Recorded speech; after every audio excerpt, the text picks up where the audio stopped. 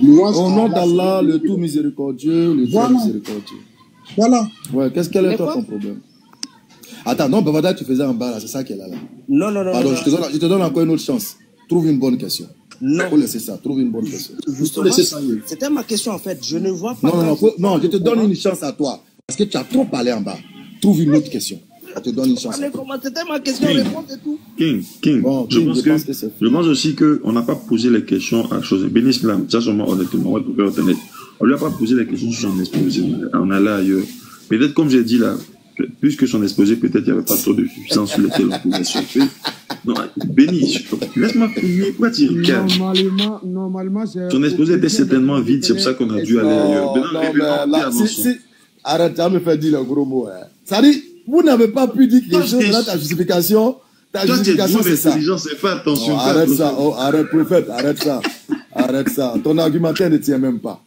Allez-y encore, faites sortir d'autres questionnaires. La présentation était vraiment comme sans substance. Non, il n'y a pas de souci. Mais les questionnaires ont été détruits quand même par des réponses. C'était mon objectif. Félicitations.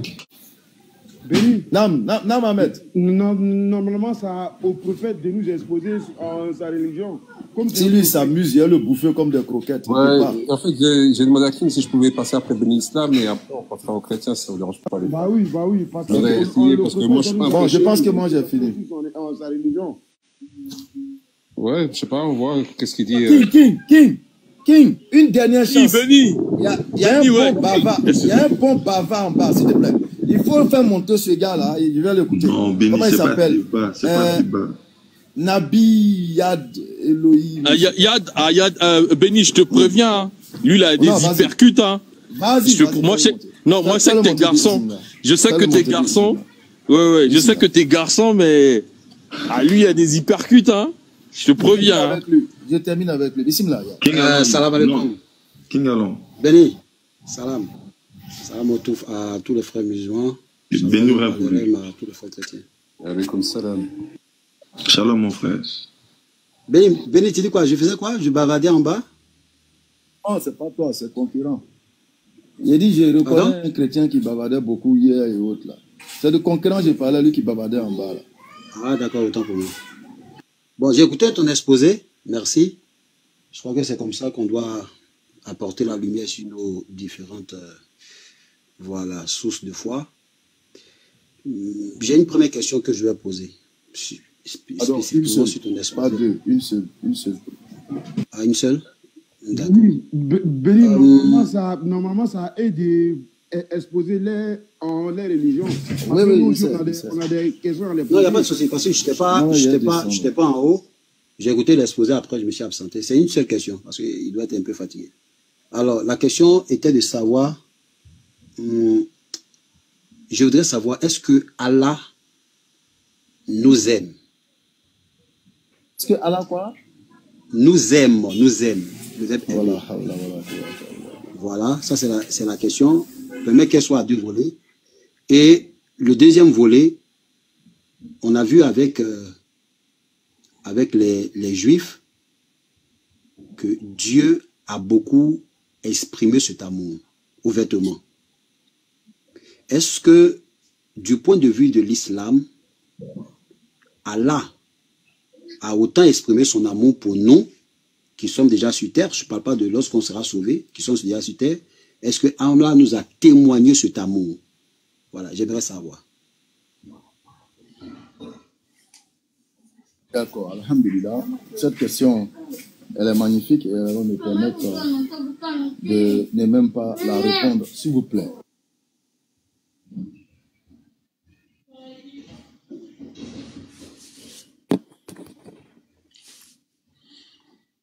Alors, donc cette question, je vais la répondre à partir de... je vais partir du point du départ. Est-ce qu'Allah nous aime? Comparativement à votre bouquin, je pense qu'Allah nous aime. Il nous aime pourquoi? Lorsqu'il a créé le tout premier être en la personne de Adam, alayhi salam. Ensuite, son épouse, notre mère, Hawa. Ces deux êtres-là étaient en quelque sorte des bébés babus, des bébés adultes. qui n'avaient vraiment pas toute la notion de ce qu'on appelle désobéissance. Juste des aperçus. Et ces deux êtres-là ont été induits en erreur par un qui en s'avère un peu plus qu'eux, du nom de Satan. Et lorsque cet être les a fait trébucher, Allah, dans son infinie bonté, leur dit, quittez le paradis. Quittez le paradis. Ennemis les uns des autres. Mais toutefois que je vais envoyer des prophètes, ceux qui les suivront seront guidés. Ceux qui ne les suivront pas seront les perdants. Et Adam et Ève, désorientés, désemparés, puisque c'est des bébés adultes, ils ne savent rien, ils ne savent même pas, quand on fait telle chose, qu'est-ce qu'on doit faire? Ils ne savent rien de tout ça. Ils ne savent même pas comment se repentir, c'est quoi tout ça, ils ne connaissent pas. Et c'est là, la miséricorde du véritable Dieu va s'établir. Il va lui-même leur donner les paroles salvatrices qui sièrent à sa majesté. Il va lui-même leur donner les paroles de la repentance. Et ceux-là vont répéter les paroles que le Seigneur va leur donner, des paroles qui seront source de miséricorde à leur égard.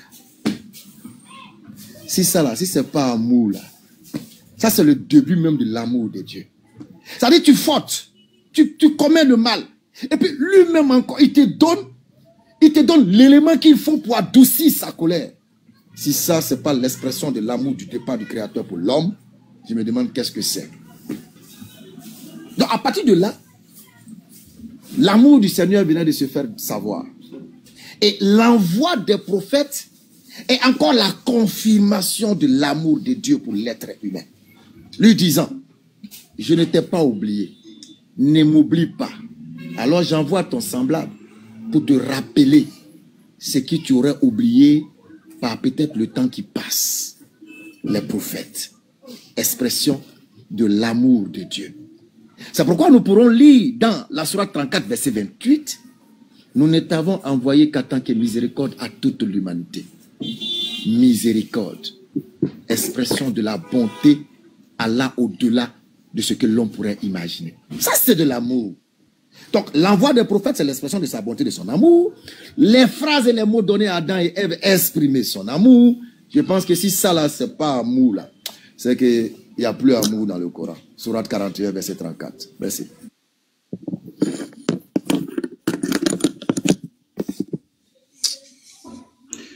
Donc, c'est pas un débat, hein. Voilà. Je crois que, voilà. Wow. Tu nous as proposé ce soir de comprendre que l'amour de Allah, c'est seulement la miséricorde qu'il a accordée à l'homme. C'est ça, hein?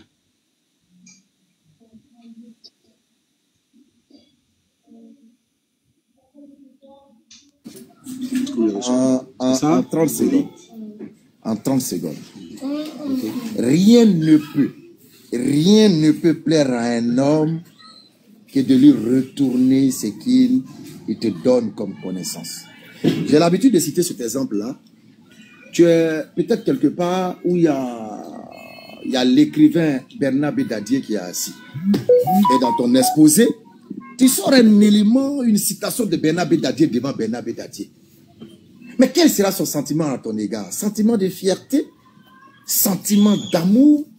Vraiment, il sera tellement heureux de te sentir le citer ou le répéter devant lui. Je me demande qu'est-ce qu'il pourra vraiment exprimer à ton égard.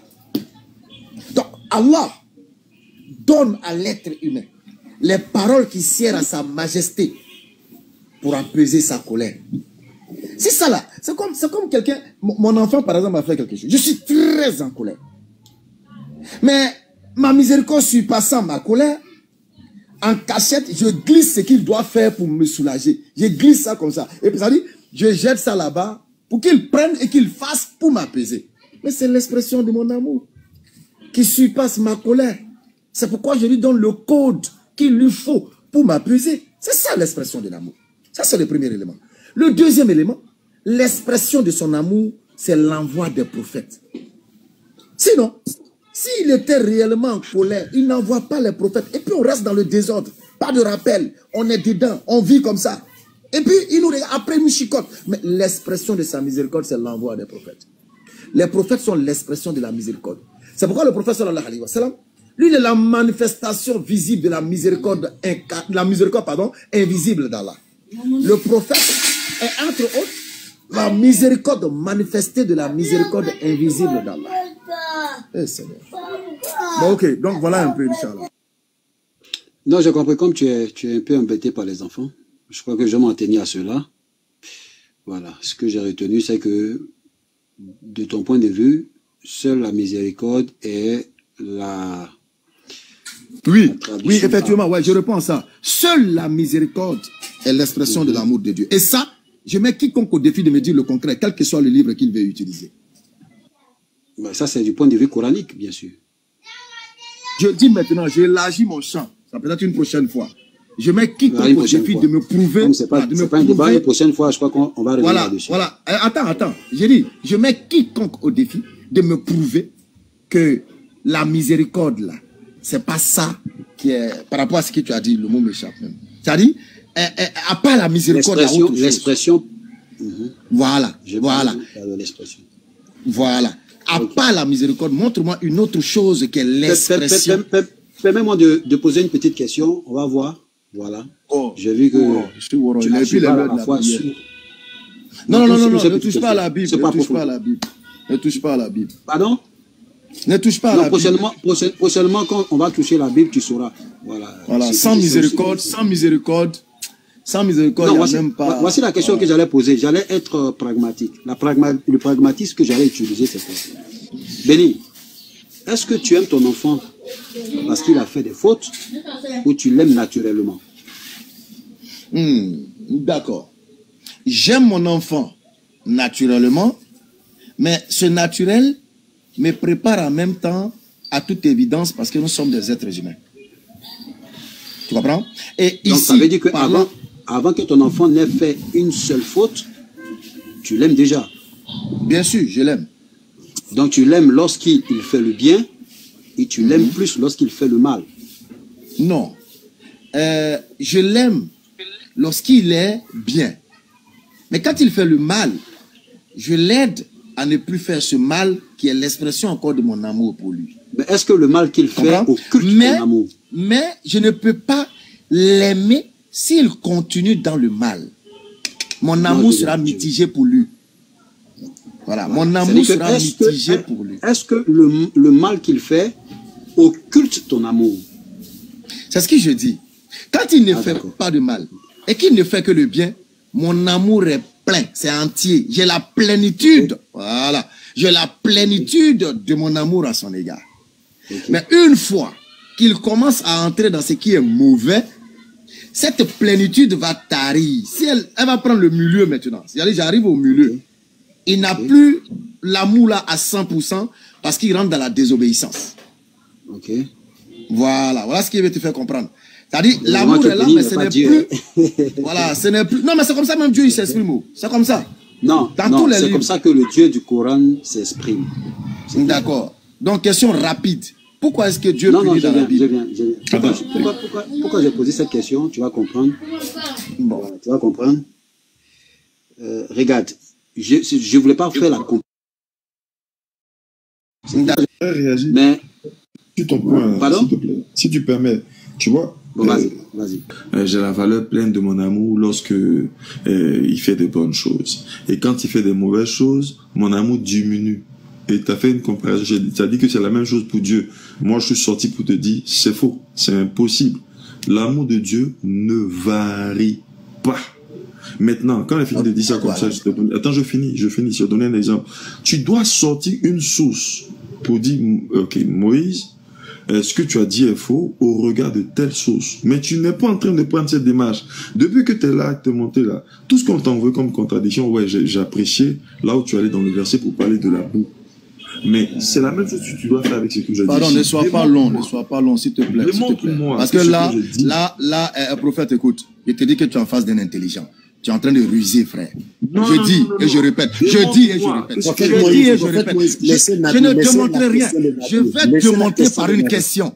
Je démontre par une question. Puisque l'amour de Dieu est invariable, est-ce que Dieu a le même amour pour Satan, même amour pour Moïse? Voilà ma question. Je n'ai pas besoin de te faire une démonstration écrite. Réponds à la question. Ok, non, je réponds encore. J'ai dit la valeur de l'amour de Dieu est une valeur pleine. Donc réponds. Est-ce qu'il a le même amour pour Moïse de même que pour Satan?